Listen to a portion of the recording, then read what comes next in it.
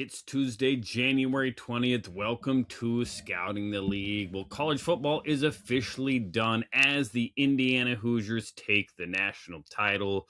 A great game that was back and forth. Big players showed up in big ways with Fernando Mendoza capping off one of the great 2-year runs that we've seen by a quarterback. Anyone that does not have him really is a clear number one in this class at quarterback, maybe overall as well, likely has an agenda. Make sure you check out that. Why are they saying he is not number one? Again, should be a pretty easy decision at this point. But I will hit on some of the other big time playmakers as well that showed up in this one, while also talking NFL hiring, what it means for scouts going from here, and what they need to have in place. But first, make sure you head over, like, subscribe, share this podcast wherever you are listening and watching, whether it's on Apple Podcasts, Spotify, or that video portion over on YouTube. Hit those buttons, give us 5-star. Big things, leave us comments, leave us questions, and share it with a friend as we continue to grow, get bigger, bring in more guests, and give you more great content in 2026. Sharing it, getting the word out there of all we do here on Scouting the League really helps us out, so make sure you do that. We love you as listeners. We appreciate you, and we want to continue to bring you everything we can from the scouting world. I am Rodrik David, of course. At Right Step ADV is where you can find me.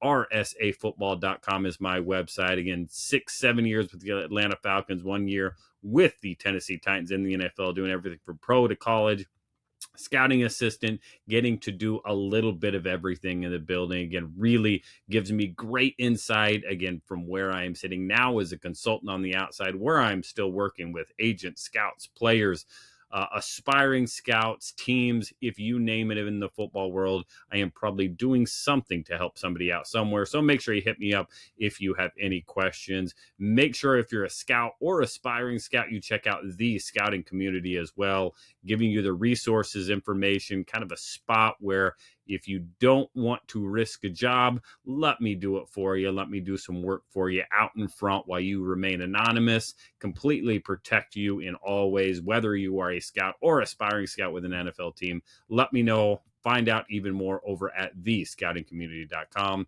And while you're there, make sure you go check out our partners over at bluemaca.com for the insoles that upgrade your shoes. Head to bluemaca.com. Use code SCOUTING20 at checkout to get a discount on that order and let them know we sent you. Again, it's just a pair of shoes until you upgrade those insoles, whether they are that non-slip insole that's going to improve your performance, maybe that recovery insole, that split toe, carbon fiber that will help with turf toe. Again, the Blue Maca insoles will upgrade your shoes, make them better shoes. That's what it's all about. So bluemaca.com, use code SCOUTING20.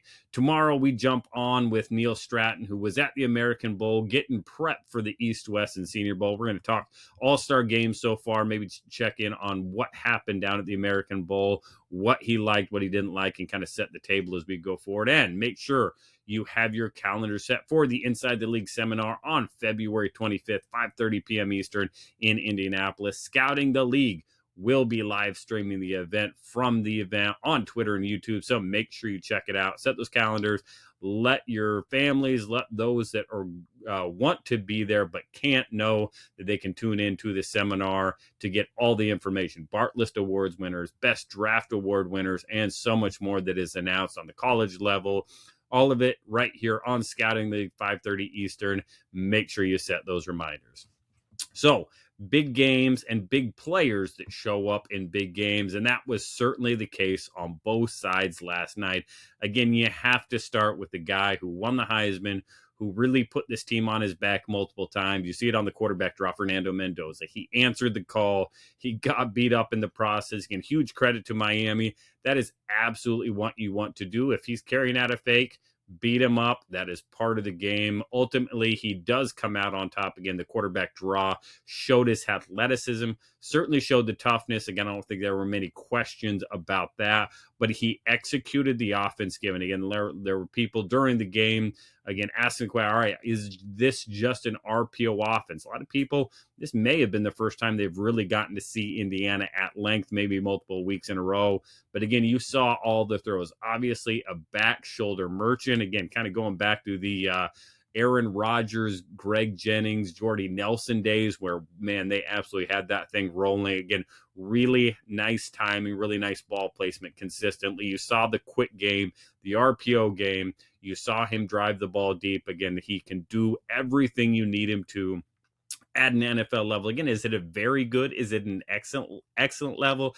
Again, I don't think so. We'll see where NFL scouts, NFL teams come out on it. But again, he can do what you need him to. Again, he certainly has enough traits. He's got good level traits to play in the NFL with, again, the brain, the pocket presence, and everything you need from a leadership and toughness standpoint to certainly ascend. And again, we'll talk about it with a couple players. It's about requisite traits.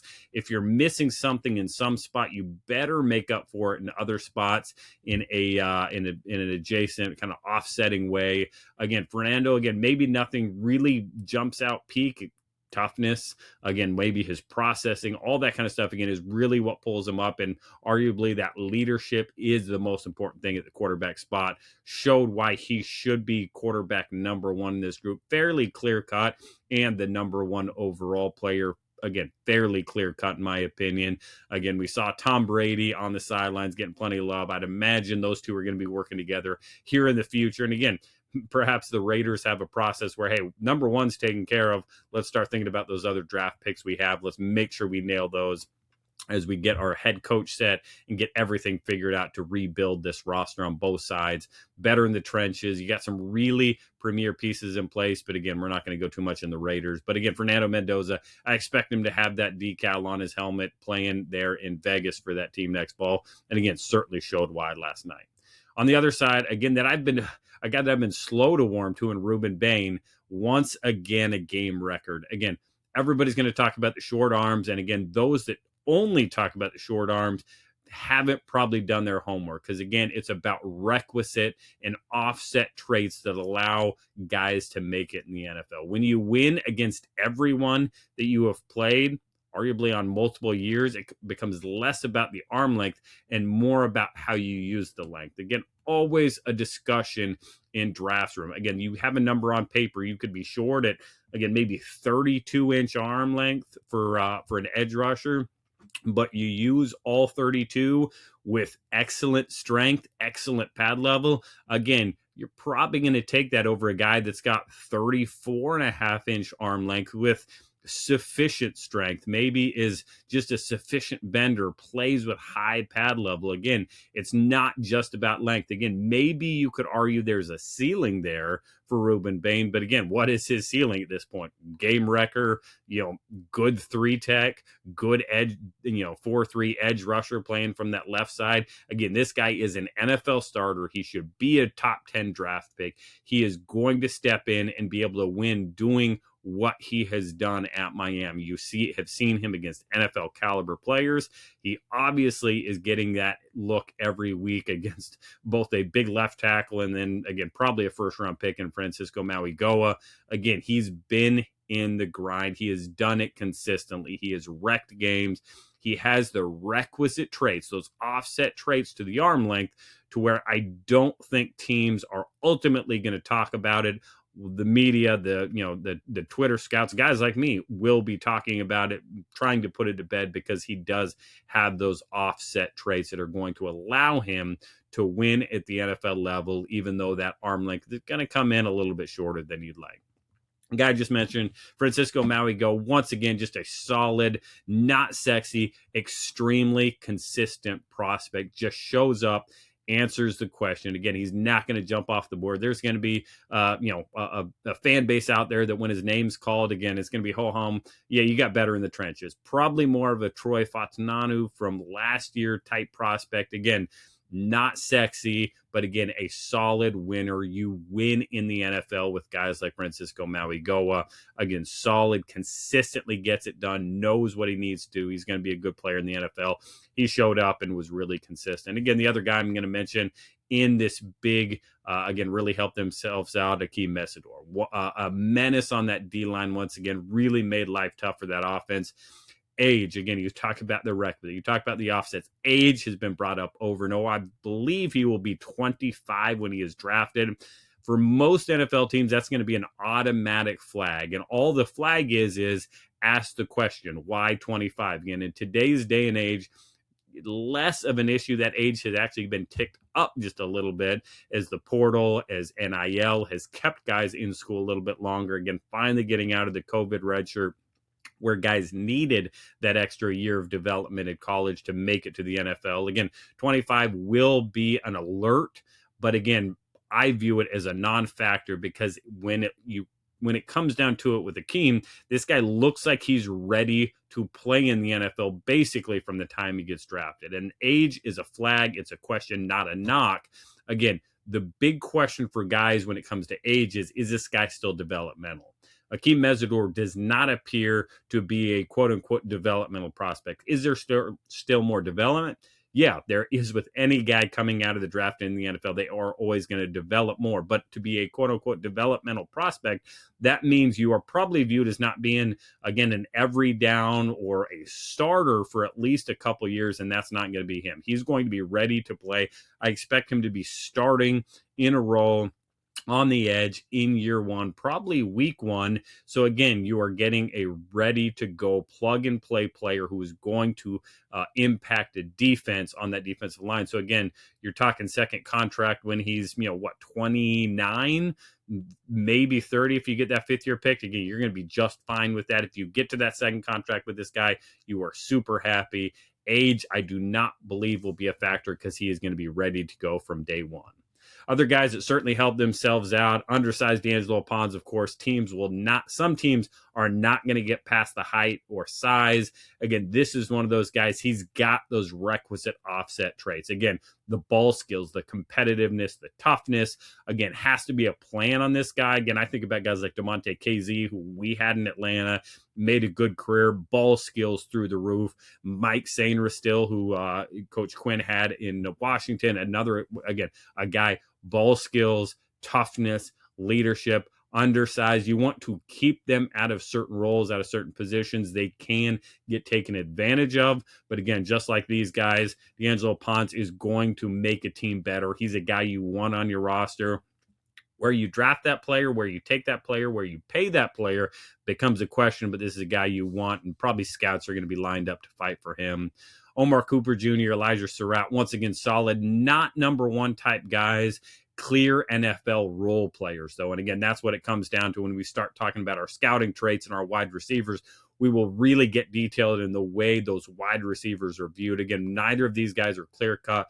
Number one, let's take this guy. He can fit wherever. These guys are going to be role starters, but starters. Starters in the NFL that will have a role, that will be top three wide receivers on their team. That makes them by proxy a starter if you're playing 11 personnel. So they're going to be good. Again, really solid performances from both those guys again. And then one of the fun things, you get these late games. And for these teams, those underclassmen that, hey, we need to start doing work. Again, we saw both of those guys show up, one for each team at wide receiver. Malachi Corley, of course, been electric all year. He's going to be one. Scouts have probably been getting feelers on, already starting to, again, listen, perk those ears up as he's been talked about down there in Miami.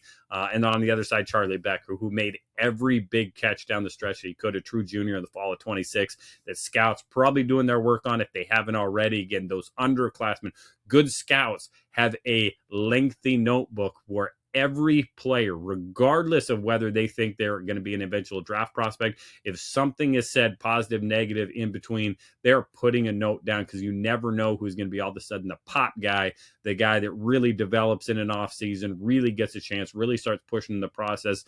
Again, some of my greatest notes from back when I was on the road in the Midwest were from guys, they were crushed early in the process when they weren't draft prospects. All of a sudden, they were draft prospects. Oh, man, they were great. They really turned it around. Oh, never any issues. Again, you go back, you lean on those notes for underclassmen like this. Hopefully, the scouts out there have some good notes on them already, because, again, the picture gets a lot rosier when it's going to be that draft time. So, again, scouts doing their work on those two guys. Going to be a bunch of those players for both these teams, as I don't think either of them are going anywhere. Again, Indiana, going to be tough to replicate this 2-year run. Miami in a great spot. Looks like they're getting another transfer quarterback. I expect this roster to be back and be in a really good spot again as well with some of the people they have working down there. Both teams really fantastic years. Credit to not only coaching staff, but the front office, their personnel department, everybody that helped bring in for both these rosters a bunch of transfer players, getting everybody right. So congrats to them. And on the NFL side, let's jump into that real quick. Jeff Hafley joins John Eric Sullivan in Miami, which made a ton of sense. Two guys that have worked together in Green Bay should really hit the ground running, not only with their relationship, with their communication. I do expect a lot of change there with that roster. I expect both guys to want to go young, to really focus on the draft. I don't know, Green Bay's done pretty well with that. Just selectively go with those free agents, maybe make a big trade here and there. But again, I expect them to really hit the ground run and be really solid from the get-go. For scouts in Miami, it's now about a clear plan being laid out in the spring as players get reslotted, reevaluated, set up in the new offense, whatever that may be, and this new defense that Jeff Hafley is going to bring. Clear communication, always so important between now and really mid-February, as pre-combine meetings should really set the direction of this roster. Again, you want to get together as a staff prior to heading to Indianapolis. Again, you're probably going to be doing some board reset if there's a new grade scale. If all those things are happening, you now get your coach helping with some of the communication. What are we really looking for? Again, mid-February is so important to get that set up. That way the plan can happen in throughout the spring. In Tennessee, Robert Saleh gets another chance, a spot where Chad Brinker from Green Bay, Mike Borgonzi from Kansas City have really had time to get things set. Now there needs to be clear direction from the head coach, get both sides of the ball set, aligning the coach's vision with the grade scale, the scouting manual, terminology. So important to make sure there is a single path forward.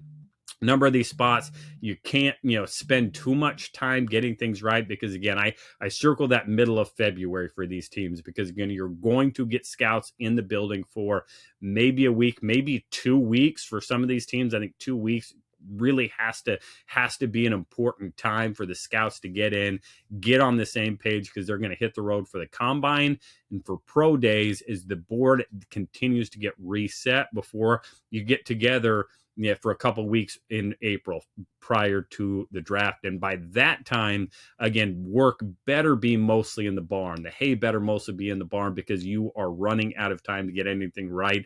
Any questions at that point, sometimes you just have to slide that player down because an unknown is worse than a known, even if it's a negative known. Unknowns are the worst part about scouting. You never want to have an unknown. You need an answer on all these guys, and getting that clear communication, clarity, and organization is going to be what really sets these teams apart. Scouts have to know their guys, have to be experts on their area, have to reset their mind and be ready to adjust from now until April. But it becomes a fun time, a stressful time, certainly for teams with new head coaches, new GMs, but it's all part of the job for scouts. Scouts have to be able to adjust, have to be nimble, have to be ready to go on the road. So we'll see where all these end up. And the more clarity, the better off a team is going to be.